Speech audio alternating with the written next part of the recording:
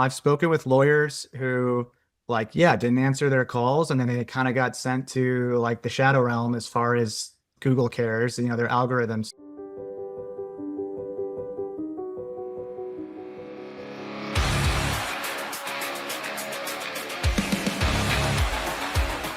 Sharp strategies, sweet success.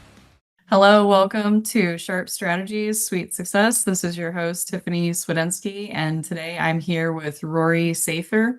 And today I'm just going to be talking with him about his practice. He does criminal defense in Florida, is that right? Yep, I do primarily DUI defense. I do some more general criminal defense, and then I take referrals for personal injury and where firms that don't want to litigate. And I really appreciate you coming on because I see you on LinkedIn all the time. You're doing some really cool stuff on there. And that's actually probably a good place for us to get started. Like, what is your strategy behind LinkedIn right now? Maybe this isn't the best thing to say on a marketing podcast, but I don't really have a strategy. I just kind of enjoy marketing, so I figured, let me post about it and then just kind of go from there. I've had a number of ghostwriters reach out to me trying to like write my posts for me, and I'm like, no, they don't take that long to write, and I kind of enjoy it. I've made some connections, not that I'm looking for referrals, but I've gotten some referrals. I've made some good connections and I've met some great people. LinkedIn is a great platform for attorneys because other attorneys are on there and a lot of people are trying to make it work. So just kind of because it's so popular, it becomes important, which is kind of interesting when you think about it. What type of content do you like to see on LinkedIn? Like what is stuff that you're looking for when you're scrolling through the feed? I really like law firm ownership stuff and yeah, generally law firm marketing as well. Well, it doesn't have to be law firm marketing. Kind of any marketing is interesting to me. Entrepreneur related content. Um, Sometimes I'll chime in on the criminal defense stuff that I see other people post, but that's what I do every day, so it's less exciting. And have you automated any part of this? Like, are you liking, commenting yourself, or are you using EAs or VAs to help you out, basically? Like just going through and engaging with other people's content. I just kind of pop on LinkedIn when I've got a minute or, when there's a lapse in work. And if I see it, if something pops up in my feed from some good content from someone, I will comment if I have something, that adds to the discussion. If not, I'll just hit like or I like to use the other ones. I like to say, celebrate, insightful, love if it's really, I don't know if it really resonates with me. I just use LinkedIn's built-in automation. For a while I was posting just at 8 a.m. every day. Last month, I tried posting at 8 a.m. and 4 p.m.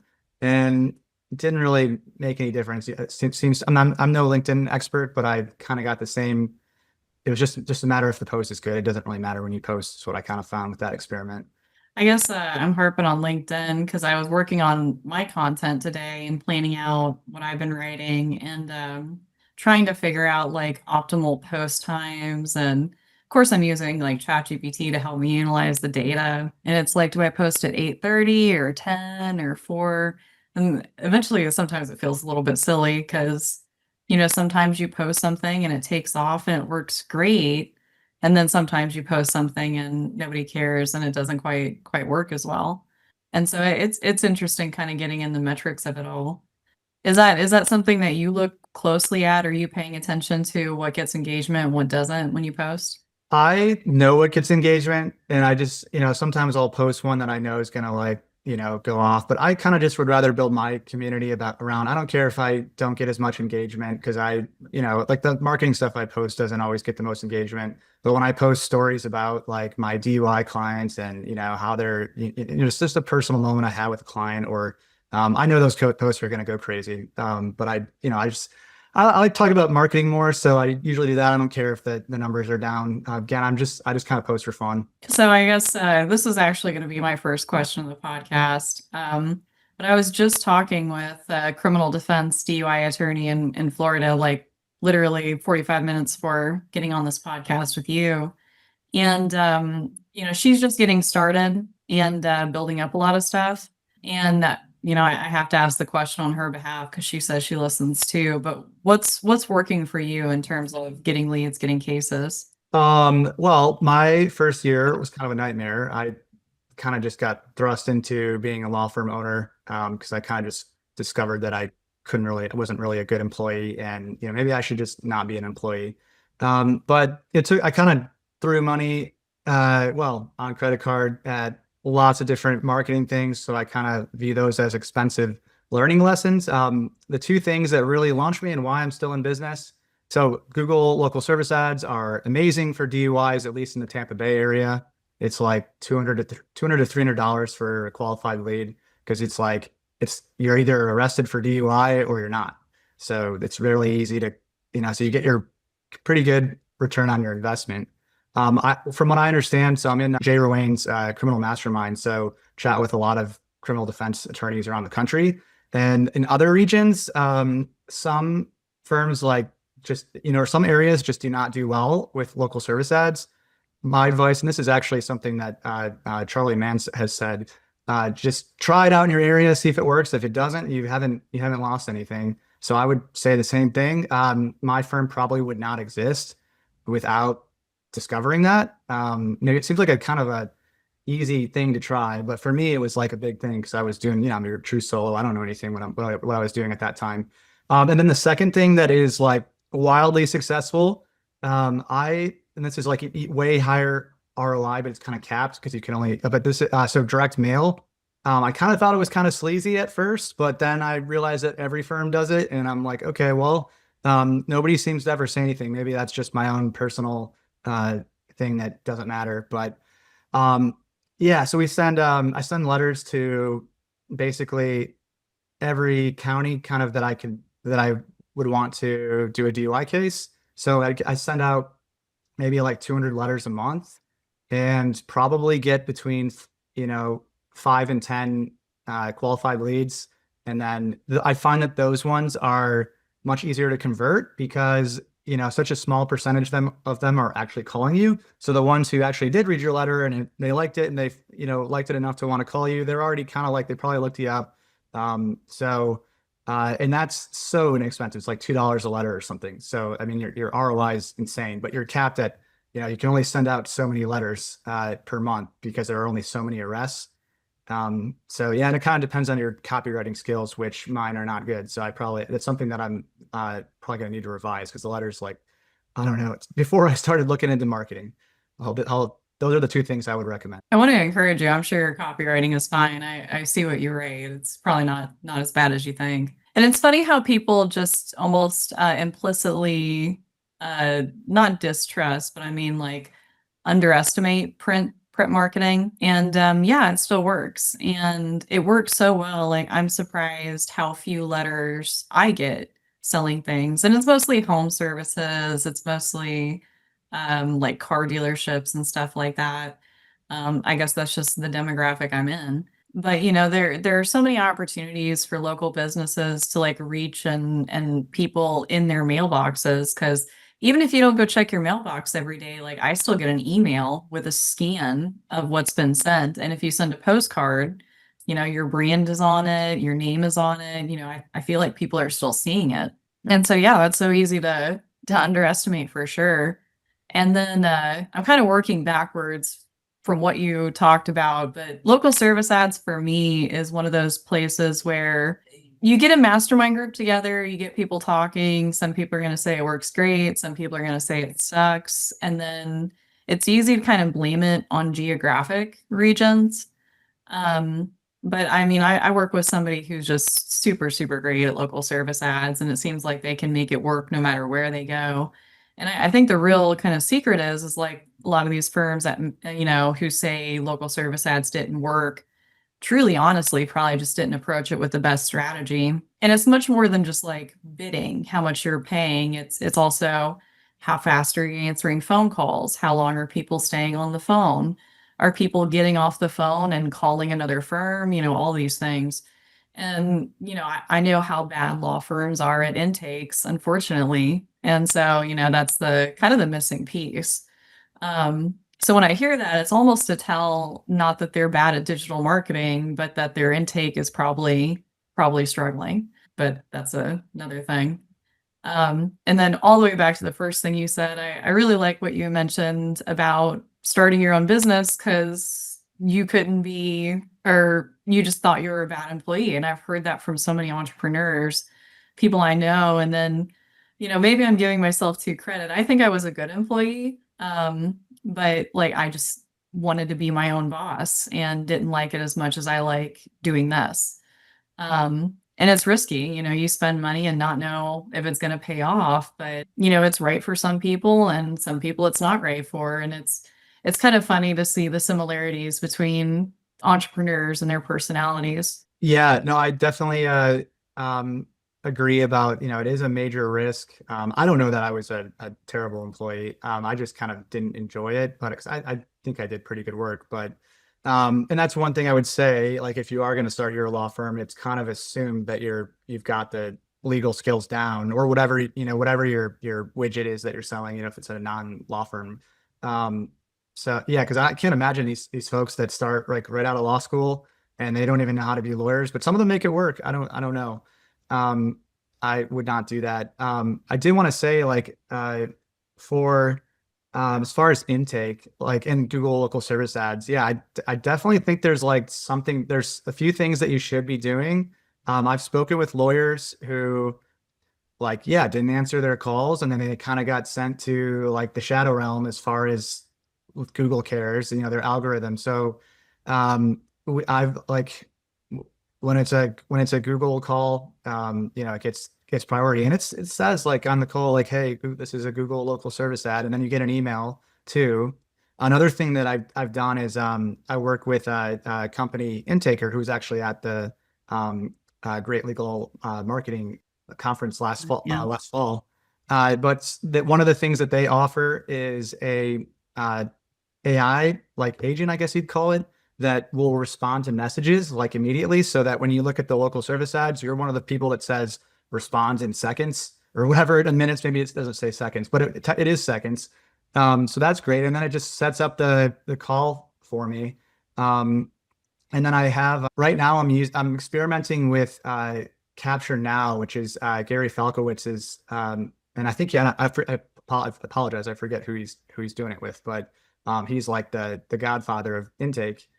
So I just kind of social proof trust it, and then some folks in my mastermind have liked it too.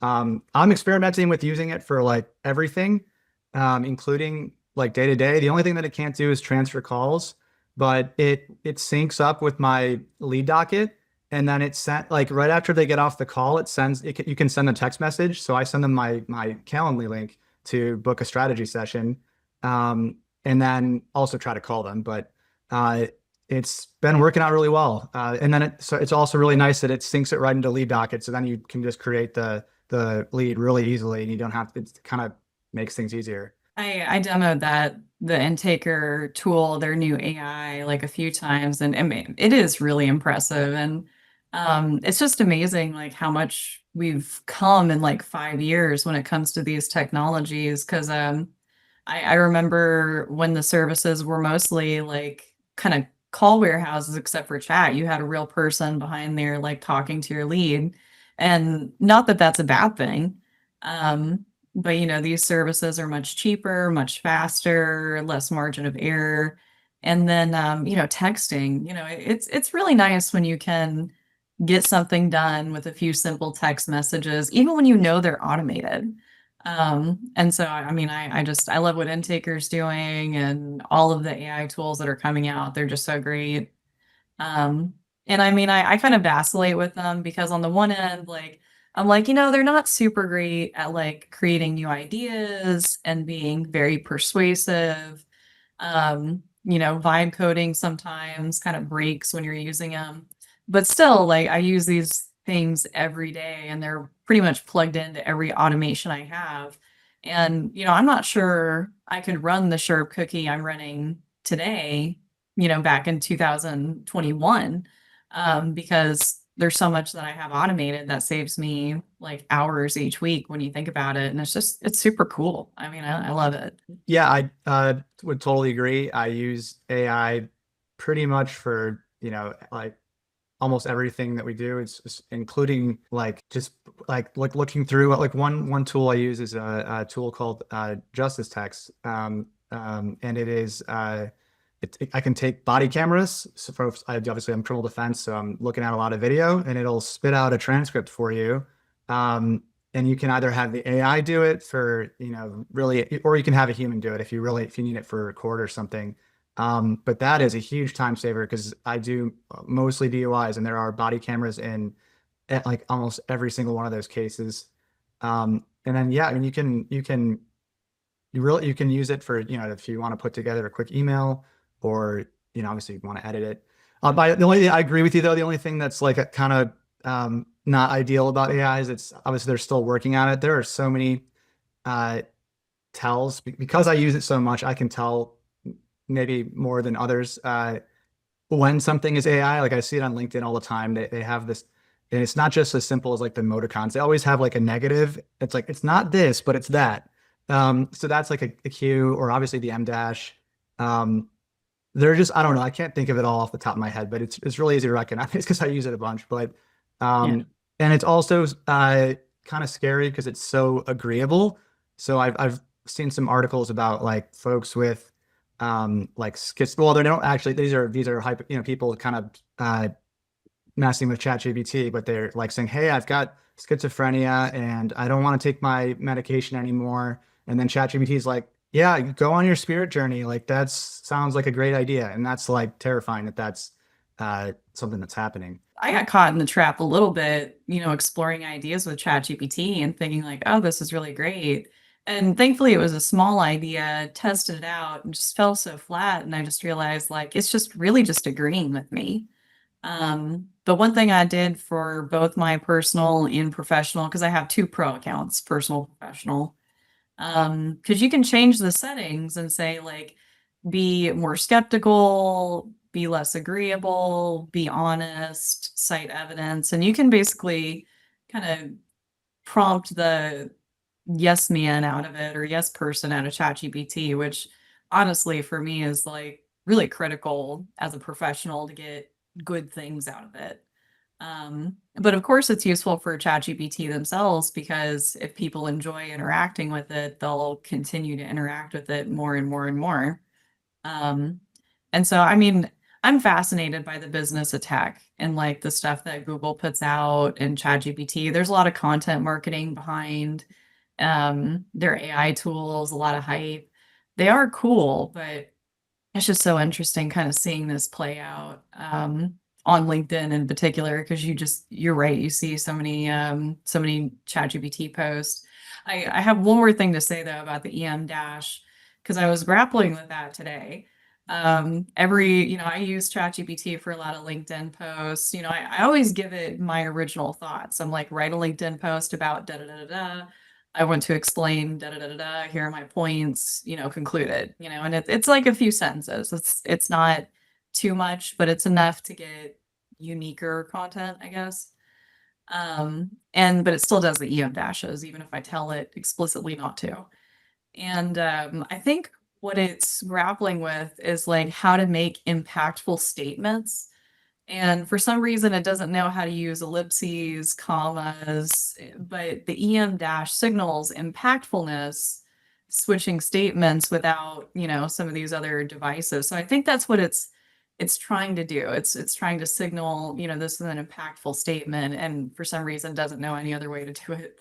But it's you do pick up the tells when you use it more and more and more. It's wild. So I looked at your website, and I saw you had a newsletter. You're doing some ebooks.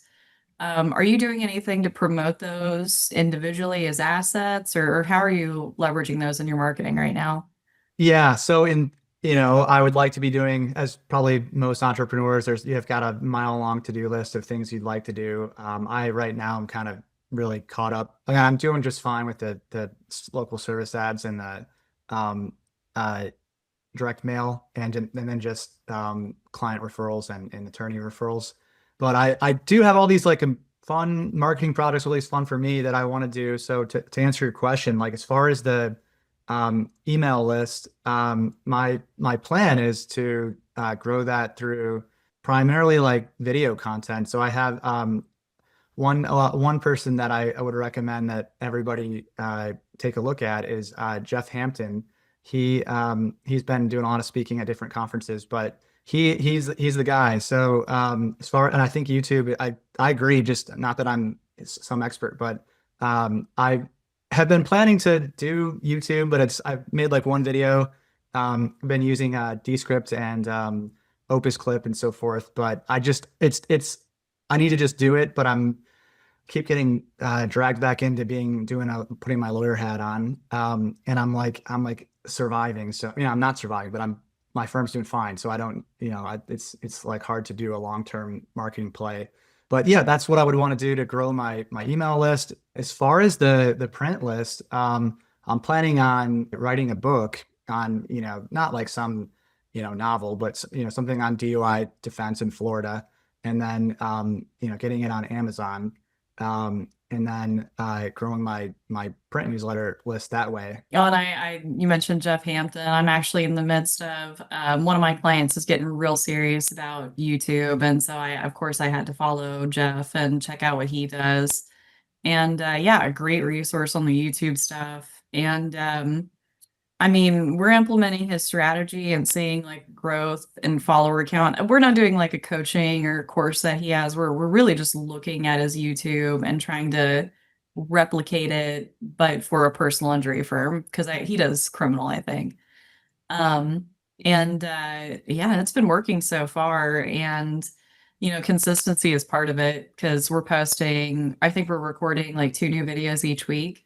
And so it's kind of grueling for the attorney who has to get behind the camera. But that's the schedule to keep up with because there's so many people posting right now, and it's really tough. It's really tough to carve out that time. Yeah, I would say that the time is the biggest thing. Although something that Jeff says, and I agree. Like if you look at your market, I don't think anybody's really doing YouTube in the Tampa Bay area. Maybe I shouldn't say that, but no, I don't care if it's someone can make YouTube videos if they want, but that's like totally untapped. And I think that unless you're in like a major metropolitan area, it's probably like that in a lot of places. Yeah. I always kind of I mostly work with personal injury for attorneys, so I always kind of envy criminal defense firms because you guys can have so many more interesting stories, things that you can tell, and then like for some reason, criminal is always interesting. Personal injury is really only interesting. You've been in a car accident, but anyone can casually be interested in crime. And so I'm always kind of jealous of you guys. It seems like you have more things to talk about, but maybe that's just me. I totally agree. I see a lot of lawyers well, maybe not a lot, but I see quite a few super popular, probably, doing very well for themselves on TikTok, Instagram Reels, and so forth. And what they do is they're like, here's a video about criminal defense. And at the end, they'll be like, oh, by the way, I do personal injury. So they use the criminal defense as the hook and pretend. I don't know if they actually do criminal defense or not, but they use that because people are interested in that. But yeah, as far as marketing, yeah, I don't have I can't, I'm not trying to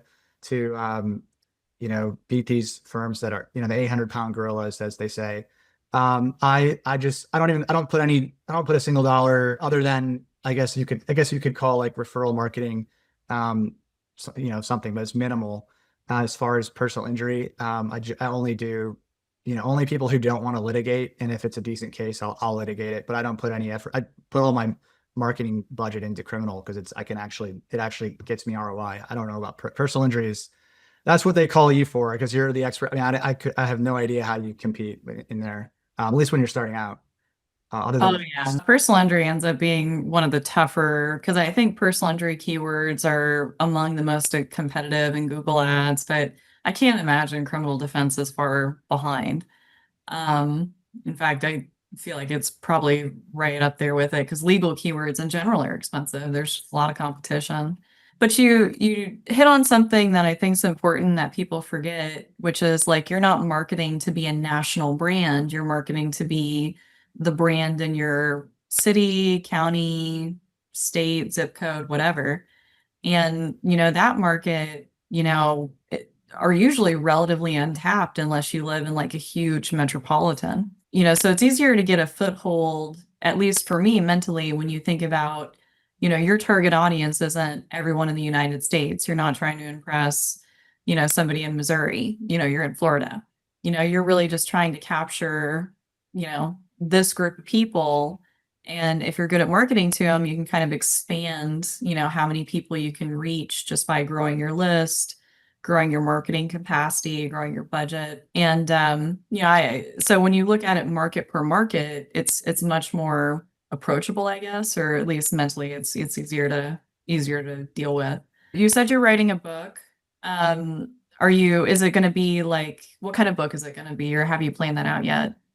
It's going to be for primarily potential clients and clients. And it will be probably something like, kind of how, Jason Hennessy sends his book to anyone, and I'll probably do something like that as well. But it'll just kind of be like, I'm sure a number of other lawyers have done similar things, but just kind of but it'll be my take on, how to, here's what you need to do and then if I get on Amazon and become a bestseller, then anytime you have a book, you're the expert. So, that's kind of the idea. I've like pretty much, like hammered DUI defense as my niche, because I found that that's a clientele that criminal defense is often hard to get paid because you're being paid by the consumer instead of by a insurance company. So usually people with DUIs, not always, but I find that they're better than maybe the general criminal defense folks. So it's kind of it's a little bit better market. And then I also just really like the science. I always feel like I could have been like somewhere in medical or science field, and DUI has a ton of science. So I've done a few things like I attended I went to a lab in Chicago. It's called Axion Labs. And it's like 160 hours or something of work and hands-on experience with like forensic chromatography is like the study of blood testing, which the toxicologists do. I did forensic drug testing, so like testing urine, testing the drugs themselves with a mass spec or mass spectrometry. And then I did a course on like how drugs and alcohol affect the body and like the pharmacology. And then I got when you finish everything, you get a certification from the American Chemical Society, which is called a lawyer scientist. So I am now one of 6 lawyers in the state of Florida who has that certification. There's only like, I don't know, 120 something in the country. So that's one thing I've done. The other thing I did is I've taken, so NHTSA, the National Highway Traffic Safety Administration, they are the folks that govern field sobriety exercises, which is the other kind of, other than the chemical testing, that's the other major part of DUI cases.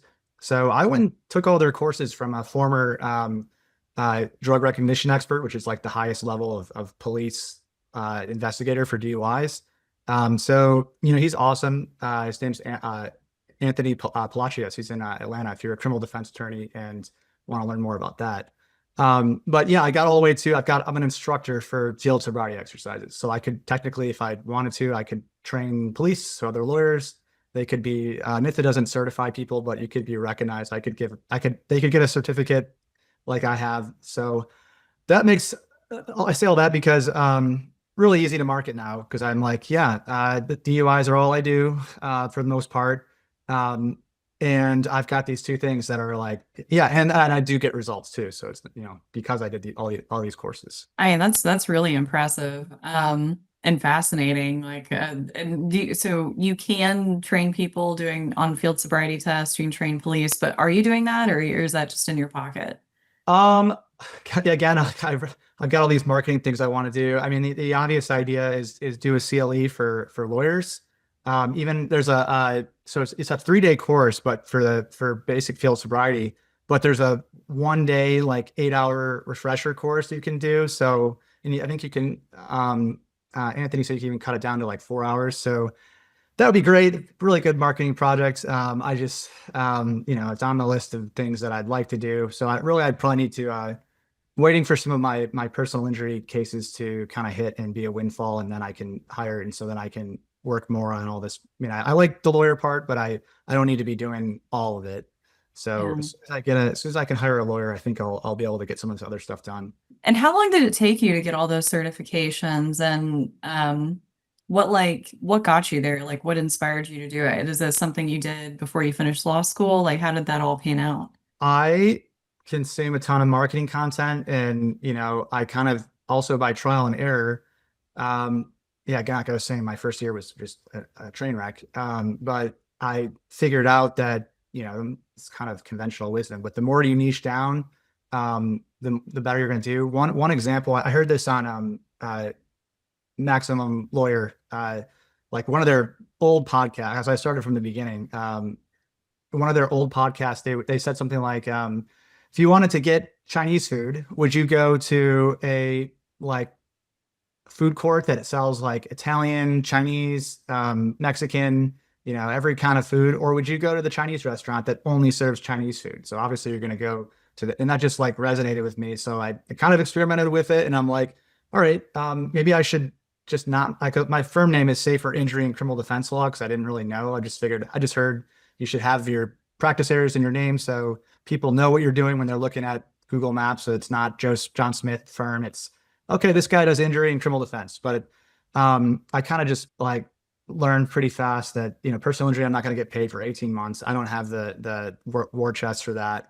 And then I'm like, all right, well, let me do criminal. And then I'm like, oh well, why don't I just go down further and do DUIs, because I like the science. I like handling Fourth Amendment issues, which is you get a lot in those cases with obviously traffic stops and so forth. So yeah, the more I've narrowed it down, the better it's been for me. I could totally see you spinning off like a video series and using the hashtag be safe. And I just love that that's part of your brand and that's something that you can leverage. I mean, it's just so cute, honestly. But I guess I was gonna say it's so funny how like the lessons that you know are sometimes like the same lessons you like learn months or years later. Because I've been in legal marketing for 10 years. 7 of those years was at GLM, participating in their masterminds, at being at their conferences, sometimes speaking at these things. And, I'll hear things that, Ben or, Charlie maybe told the law firm owners that I didn't, that I heard and I understood. But, now, several years later, I'm running my own business and I'm like, oh, damn, that was why we tell people that.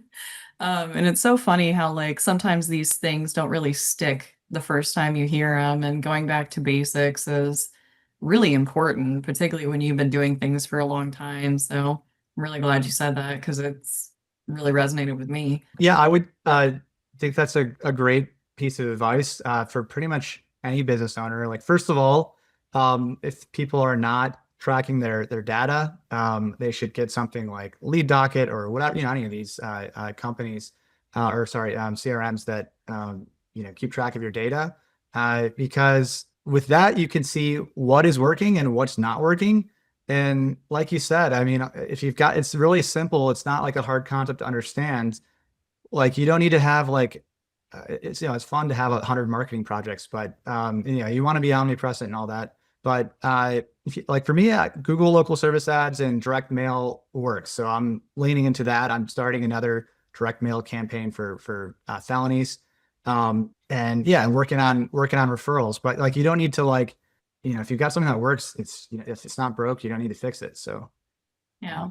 the conventional wisdom sometimes works. Yeah. Oh yeah, for sure. Definitely do that a lot. Say that a lot with local service ads. Like, why is this working? It's like we don't care. We listen, but we don't judge. As long as the results are talking. Um, well, I appreciate you being on the podcast today and everything. I guess we're coming up to a point where you got to wrap up, but it was great talking to you, and I really love the forensic stuff. Like, admittedly, like I've thought about digital forensics a lot and how fun that would be. So it's really cool that you went out and got an education and all this. I'd eventually like to pick your brain on all of it and ask you some weird questions. But I guess for now, well, was there anything that we didn't talk about that you're hoping we go over?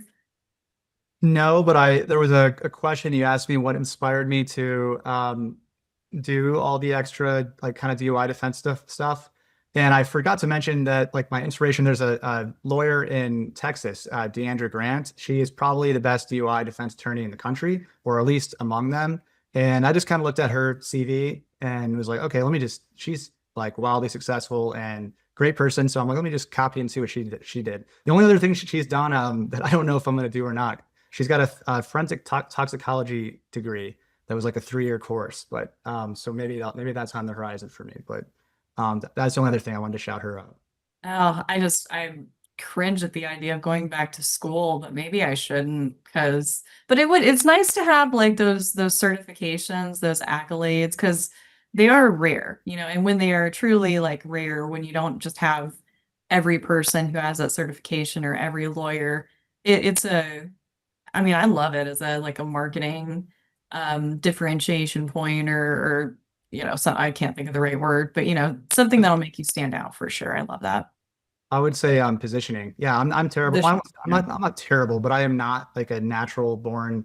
I'm introverted. I'm not a salesperson. I've gotten okay at it, but it's much easier to position yourself by just being really darn good and then making sure people know that that you've got these in this background. So they look you up and then same thing with YouTube or any of these video content that you don't really have to do the sales because you've positioned yourself well. So that's what I'm Yeah. trying to do. Well, thank you so much again. Where do you want people to look you up if they want to learn more about you? I would say the best place would be social media and probably specifically LinkedIn. That's where I post the most, at least right now. And it's just my name. So Rory Safir is the you can find me on LinkedIn. All right. Well, thanks again. And everyone else, I really hope you enjoyed. Go check out Rory on LinkedIn. Follow him. He posts really great stuff. I've actually been following him for a while. And I guess we'll see everyone next time. Thanks for having me on. I appreciate it.